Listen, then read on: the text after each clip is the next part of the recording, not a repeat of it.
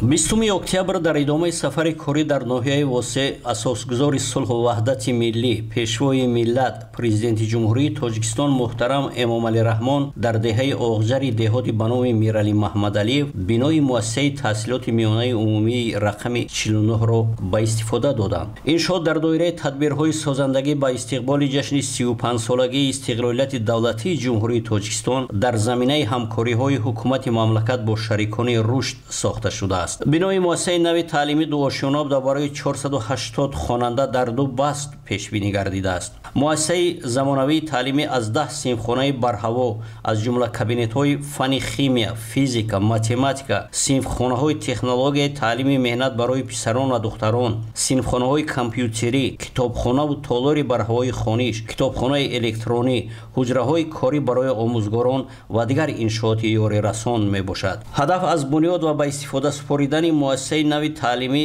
идомаи мантиқии сиёсати маорифпарваронаи президенти ҷумҳурии Тоҷикистон муҳтарам Эмомалӣ Раҳмон ва ба ин васила беҳтар намудани сатҳу сифати таҳсилот, ҷорӣ кардани усулҳои нави таълим ва тарбияи хонандагони болаёхат дар рӯҳияи донишомӯзӣ ва ватандӯстӣ мебошад. вазифаи асосии мо ин сифати таълиму тарбияро баландбардоштан, хонандагонро дар оянда ба худшиносиву худогоҳии миллӣ, ватандӯстиву ватанпарварӣ тарбия намоем, чунки дар оянда ки ҷавонон як нерӯи созанда ва бунёдкори ин давлат ҳастанд.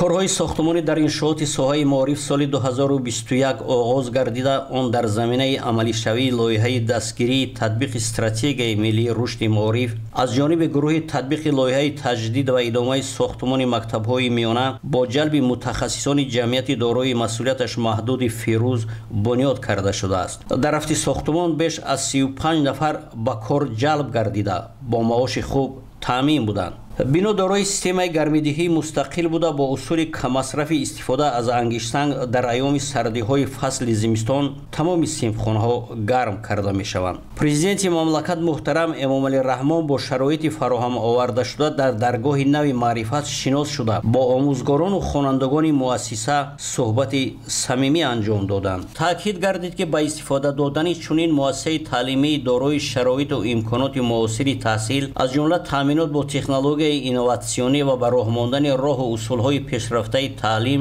бешубҳа дар самти болобардоштани сатҳи донишомӯзӣ ва тавсеаи ҷаҳонбинии хонандагон мусоидат намуда, ҷиҳати рушди қобилияти зеҳнӣ ва навоварии насли наврас заминаи воқеӣ мегузорад.